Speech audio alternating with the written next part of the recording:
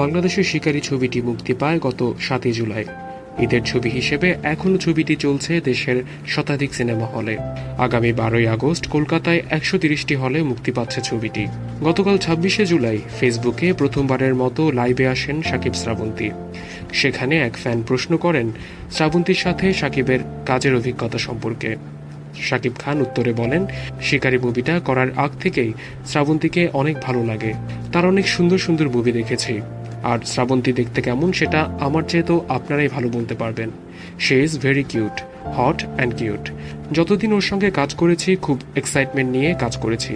চেষ্টা করেছি শ্রাবন্তীর সঙ্গে আমার কেমিস্ট্রিটা যেন অনেক ভালো হয়।